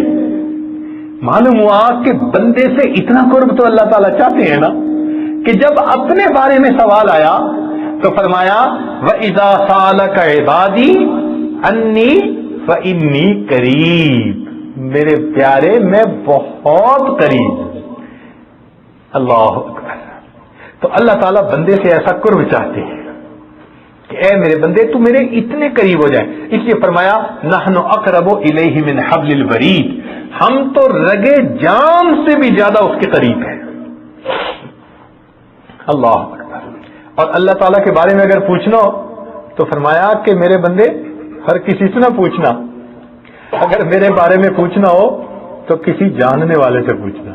چنانچہ قرآن مجید میں فرماتے ہیں کہ الرحمن فاسأل بہ خبیرا، جب رحمان کے بارے میں پوچھنا ہو تو ذرا جاننے والے سے پوچھنا، وہ تمہیں رحمان کے بارے میں صحیح بات بتائے گا. ہر کسی سے پوچھنا، کسی جاننے والے سے پوچھنا. اللہ اکبر. اللہ رب العزت ایسی ذات ہے. چنانچہ اللہ رب العزت کتنے مہربان ہیں، کتنے دینے والے ہیں. اگر اللہ کے کسی جاننے والے سے کسی عارف سے پوچھیں گے نا تو وہ صحیح اس بات کے بارے میں بتائے گا. چنانچہ اللہ تعالیٰ وہ کریم ذات ہیں جو دیکھ کے خوش ہوتے ہیں. حدیث پاک میں آتا ہے کہ رات کا ایک حصہ ایسا ہے تہجد کا وقت کہ جس وقت میں اللہ تعالیٰ ایک فرشتے کو فرماتے ہیں کہ اعلان کر دو حل من سائل فاعطی لا، ہے کوئی سوال کرنے والا کہ جس کو میں عطا کر دوں. تو تہجد کا وقت ایسا وقت ہے کہ جس وقت میں انسان اپنے رب سے جو مانگتا ہے اللہ رب العزت اس بندے کو عطا فرما دیتے ہیں. اب اللہ تعالیٰ سے مانگنا چاہیے بھائی یا غیر سے مانگنا چاہیے؟ بتائیں. اللہ سے مانگنا چاہیے. چنانچہ ایک بزرگ کے بارے میں آتا ہے کہ ایک آدمی ان کے پاس آیا اور کہنے لگا جی کہ یہ جو وقت کا حاکم ہے یہ آپ کی بات بڑی مانتا ہے، تو آپ ذرا اس حاکم کے پاس چلیں اور میرے لیے یہ چیز اس سے مانگ لیں۔ تو ان بزرگوں نے اس کو کہا کہ بھائی میں بند دروازے کی طرف کیوں جاؤں، کھلے دروازے سے کیوں نہ مانگوں؟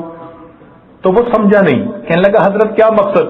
کہنے لگا حاکم پہ در پہ جاؤں گا تو دروازہ بند ملے گا، آؤ ہم مل کے اللہ سے مانگتے ہیں، یہ وہ در ہے جو کبھی بند نہیں ہوتا۔ رات کا وقت ہے، حاکم کا در تو بند ہو گیا ہوگا، آؤ اللہ سے کیوں نہ مانگیں جس پروردگار کا در کبھی بند ہی نہیں ہوتا، ہم کھلا در چھوڑ کے بند دروازے کی طرف کیوں جائیں؟ تو اللہ رب العزت وہ ذات ہے جو بندے کو عطا کرتا ہے۔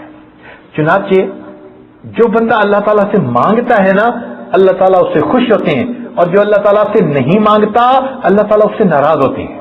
حدیث پاک میں آتا ہے، ذمہ داری سے عرض کر رہا ہوں، نبی علیہ الصلوۃ والسلام نے ارشاد فرمایا، من لم یسأل اللہ یغضب علیہ، جو بندہ اللہ سے نہیں مانگتا اللہ رب العزت اس بندے سے ناراض ہوتے ہیں، اور اس بندے سے اللہ تعالیٰ اس پر غضب ہوتا ہے، اللہ تعالیٰ ناراض ہوتے ہیں اس بندے سے جو اللہ تعالیٰ سے نہیں مانگتا۔ تو بھئی جب مانگنے کی بات ہے اور نہ مانگنے سے اللہ تعالیٰ ناراض ہوتے ہیں، تو پھر ہمیں چاہیے نا کہ ہم اللہ تعالیٰ سے مانگیں۔ اللہ تعالیٰ ہر چیز دیتے ہیں، حتیٰ کہ حدیث پاک میں آتا ہے، توجہ فرمائیے گا، کہ من سأل اللہ الشہادۃ بصدق، جس نے اللہ رب العزت سے دل کی سچائی کے ساتھ شہادت مانگی، بلغہ اللہ منازل الشہداء وَإِن مَاتَ عَلَى فِرَاشِهِ، اگر وہ اپنے بستر پر بھی اس بندے کو موت آئے گی، اللہ تعالیٰ اس کو قیامت کے دن شہداء کی قطار میں کھڑا فرما دیں گے۔ وہ ایسا پروردگار ہے کہ ہر نعمت بندے کو عطا کر دیتا ہے، مگر مانگنے والا بندہ ہونا چاہیے۔ لہذا جب اللہ تعالیٰ اتنا عطا کرنے والے ہیں تو ہمیں چاہیے کہ ہم اپنے پروردگار سے مانگیں، اور ہم اسی مانگنے کے لیے یہاں اکٹھے ہوئے ہیں۔ آج کون ہم میں سے ایسا ہے جو کہے کہ مجھے پریشانی نہیں یا میرے لیے کوئی پرابلم نہیں؟ ہر بندے کو اپنے گھر میں پریشانیاں ہیں، پرابلمز ہیں، کوئی اپنے کاروبار کی طرف سے پریشان، کوئی گھر بار کی طرف سے پریشان، کوئی اولاد کی طرف سے پریشان، کوئی صحت کی طرف سے پریشان۔ جب اتنی پریشانیاں ہیں تو میرے دوستو ہم کیوں نہ اپنے پروردگار سے مانگیں، جو پروردگار بندے کو دے کر خوش ہوتا ہے اور کہتا ہے میرے بندو اگر مجھ سے نہیں مانگو گے تو میں تم سے ناراض ہو جاؤں گا۔ آج ہمیں اس پروردگار سے مانگنا ہے اور اپنی زندگی کی ہر ضرورت کو مانگنا ہے، چھوٹی کو بھی اور بڑی کو بھی۔ اے پروردگار عالم آپ ہمیں عطا فرما دیجئے۔ میرے دوستو ہمارا حال یہ ہے کہ ہم غیر سے اپنے ہاتھ ہٹا چکے۔ دیکھیں جو مواحد ہوتے ہیں نا ایمان والے، وہ غیر کی طرف نہیں اپنے ہاتھ پھیلاتے، وہ بتوں سے امیدیں نہیں رکھتے، وہ اللہ رب العزت سے امیدیں رکھتے ہیں۔ تو اے اللہ ہم نے ظاہر کے لات و منات کو بھی چھوڑ دیا اور اب آپ ہی کے در کے طرف پر آ گئے، تو کیا امید کرتے ہیں کہ اللہ تعالیٰ اپنے در سے خالی اٹھا دیں گے؟ نہیں۔ اس لیے کہ اے اللہ جب ہم غیر سے اپنے آپ کو ہٹا چکے اور آپ نے بھی ہمیں اپنے در سے خالی لوٹا دیا، تو اللہ تو ہمارے لیے تو دنیا میں کوئی دوسرا در نہیں ہے، آپ ہی کا در ہے۔ لہذا آج ہم دعا مانگیں گے اس تصور کے ساتھ کہ اے اللہ یہ ہمارے زندگی کا آخری ایک ہی دروازہ ہے، اسی کے اوپر ہم جھکتے ہیں اور اسی سے ہم مانگیں گے، اور اے اللہ ہم آپ سے اپنی ان نعمتوں کو لے کے جائیں گے، ہم خالی نہیں جانا چاہتے، اس لیے کہ جو خالی ہاتھ یہاں سے اٹھ گیا اس کو دینے کے لیے پھر دنیا میں کوئی دوسرا دروازہ نہیں ہے۔ اس لیے ہم آج مانگنے کا مسئلہ جو چھڑا تو ہم اللہ تعالیٰ سے مانگ کے اٹھیں گے، لے کے اٹھیں گے، اپنے لیے سعادت کے اللہ تعالیٰ سے فیصلے کروائیں گے۔ ہم اللہ تعالیٰ کے سامنے آج بھی کریں گے، مانگیں گے، اے پروردگار عالم ہم پر مہربانی فرما دیجئے اور ہمیں آج اے اللہ اس جگہ سے دامن دھر کے اٹھا دیجئے، اور یہ دعائیں مانگیں گے کہ اے اللہ جب آپ نے ہماری پیشانیوں کو غیر کے سامنے جھکنے سے روک لیا، اے اللہ ہمارے ہاتھوں کو بھی غیر کے سامنے پھیلنے سے روک لیجیے۔ وہ پروردگار مہربانی فرمائے گا، وہ عطا کرنے والا ہے۔ اور واقعی اب ہمیں تو غیر کے در پہ آتے ہوئے ویسے بھی شرم آتی ہے، کیونکہ ہر ایک سے ہٹ کے رب کے در پہ جو آ گئے۔ اب ہم کیا چاہتے ہیں؟ ہم چاہتے ہیں اللہ اب آپ ہمیں عطا فرما دیجیے، ہم آپ ہی کے در سے مانگیں گے، اے اللہ ہمیں آپ ہی عطا فرما دیجیے۔ چنانچہ کسی نے کیا عجیب بات کہی، کہتے ہیں تنگ دستی کے جو عالم میں گھبراتا ہوں، اے اللہ مجھ پر جب حال برے آتے ہیں میں گھبرا جاتا ہوں۔ تنگ دستی کے جو عالم میں گھبراتا ہوں، پردرے غیر پہ جاتے ہوئے شرماتا ہوں۔ اے اللہ غیر کے در پہ جاتے ہوئے مجھے شرم آتی ہے۔ تنگ دستی کے جو عالم میں شرما گھبراتا ہوں، پردرے غیر پہ جاتے ہوئے شرماتا ہوں۔ کیسے جائیں کسی کی طرف جب دینے والا اتنا قریب ہے، اتنا مہربان ہے۔ اللہ دنیا تو کہتی ہے جاؤ عملیات والوں کے پاس، ہم نہیں جاتے۔ اے اللہ لوگ کہتے ہیں جاؤ فلاں کے پاس، ہم کہیں نہیں جائیں گے۔ اللہ ہم تو آپ ہی کے در پر آ گئے، اے اللہ مہربانی فرما دیجئے، آپ ہمیں اپنے در سے خالی نہ اٹھائیے گا۔ تنگ دستی کے جو عالم میں گھبراتا ہوں، پردرے غیر پہ جاتے ہوئے شرماتا ہوں۔ ہاتھ پھیلانے میں محتاج کو غیرت کیسی، اللہ جو محتاج ہوتا ہے وہ تو نہیں غیرت کا خیال کرتا، اسے تو لینا ہوتا ہے۔ اللہ محتاج ہر طرف ہاتھ پھیلا دیتا ہے۔ ہاتھ پھیلانے میں محتاج کو غیرت کیسی، شرم اتنی ہے کہ بندہ تیرا کہلاتا ہوں۔ اللہ شرم اس بات کی ہے کہ بندہ میں آپ کا کہلاتا ہوں اور اب میں غیر کے پاس چلا جاؤں۔ تنگ دستی کے جو عالم میں گھبراتا ہوں، پردرے غیر پہ جاتے ہوئے شرماتا ہوں۔ ہاتھ پھیلانے میں محتاج کو غیرت کیسی، بات اتنی ہے کہ بندہ تیرا کہلاتا ہوں۔ اے اللہ بندے تو آپ ہی کے کہلاتے ہیں، اب آپ کے در کو چھوڑ کے ہم اگر کہیں چلے جائیں اللہ ہمارا کیا بنے گا؟ اے مالک آج ہم اتنی یہاں جمع ہوئے ہیں، ہر طرف سے ہم ہٹ کٹ گئے، اللہ آپ کے در پر آ کر پڑ گئے۔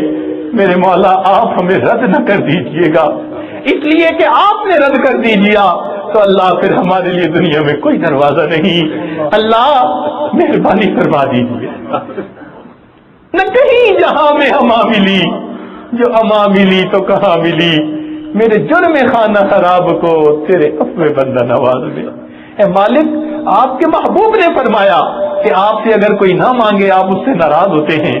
آپ کے محبوب صلی اللہ علیہ وسلم نے بتلایا جو آپ سے ہر چیز مانگے آپ اسے اپنا دوست بنا لیتے ہیں۔ اللہ ہم محتاج ہیں، آپ غنی ہیں۔ آپ نے ارشاد فرما دیا یا ایھا الناس انتم الفقراء الی اللہ واللہ هو الغنی الحمید۔ اللہ ہم محتاج ہیں، آپ غنی ہیں، اب آپ ہمیں عطا فرما دیجئے۔ اے میرے مالک ہم آپ ہی کی کتاب پڑھتے ہیں، اس کتاب میں یہ لکھا ہوا ہے وَأَمَّا السَّائِلَ فَلَا تَنْهَرْ۔ اے محبوب سوالی کو جھڑکی نہ دیجئے، انکار نہ کیجئے۔ اللہ جب ہم کمزور ہیں ہمیں حکم ہے کہ ہم سوالی کو انکار نہ کریں۔ اللہ ہم بھی تو آپ کے در کے سوالی ہیں، آپ ہمیں انکار نہ فرمائیے۔ اللہ ہمیں آج اپنے گھر سے خالی نہ لوٹا دیجئے، ہمیں جھڑکیاں نہ دیجئے۔ اللہ اگر آپ ہمارے دلوں پہ نظر ڈالیں گے تو یقیناً ہم رد کر دیے جانے کے قابل ہیں. ہم نے بڑے گناہ کیے, ہم نے بڑی خطائیں کی ہیں اللہ, ہم نے چپ کے گناہ کیے اللہ, ہم نے آپ کو ناراض کرنے کی کوشش کر لی, لیکن آج ہمیں اس بات کا احساس ہوا میرے مولا ہمارے ان گناہوں کو معاف کر دیجئے, ہمیں نفس اور شیطان سے بچا لیجئے, اور اللہ ہمیں اپنے در پہ جھکنے کی توفیق عطا فرمائیے. اللہ ہم آپ کے در سے ہٹنا بھی چاہیں میرے مولا ہمیں ہٹنے نہ دیجیے گا, اللہ ہٹنے نہ دیجیے گا, ہم پر مہربانی فرما دیجیے, ہمیں اپنے غلاموں میں شامل فرما دیجیے. زندگی میں ہم نے اللہ آپ سے آج مانگا ہے, لہذا اسی ایمان پر ہمیں زندہ رکھیے, اور اسی ایمان پر جب دنیا سے جانے لگے تو ہمیں جانے کی توفیق عطا فرمائیے. اے اللہ ہم آپ ہی کے بندے کہلاتے ہیں, آپ اپنے بندوں کو عطا کر دیجئے. ہم آپ ہی کے بندے ہیں, ہم غیر کی طرف ہاتھ نہیں اٹھائیں گے, ہم آپ ہی کے سامنے ہاتھ پھیلائیں گے. رب کریم مہربانی فرما دیجئے. تنگ دستی کے جو عالم میں گھبراتا ہوں, پر درے غیر پہ جاتے ہوئے شرماتا ہوں, ہاتھ پھیلانے میں محتاج کو غیرت کیسی, بات اتنی ہے کہ بندہ تیرا کہلاتا ہوں. اے اللہ آپ ہی کے بندے ہیں اور آپ ہی سے امیدیں لگا کر آج آئے ہیں اور یہاں بیٹھے ہیں. ہماری سب پریشانیوں کو اللہ دور کر دیجئے اور ہماری مصیبتوں کو ہٹا دیجئے, عزتوں کی زندگی عطا فرما دیجئے, ذلتوں سے بچا لیجئے اللہ, پریشانیوں سے بچا لیجئے, مصیبتوں اور بیماریوں سے بچا لیجئے, اولاد کے غموں سے اللہ بچا لیجئے. اللہ ایمان کے فیصلے فرما دیجئے اور ہمیں اس دنیا سے دنیا آخرت کی کامیابیاں عطا فرما دیجئے. وآخر دعوانا ان الحمد للہ.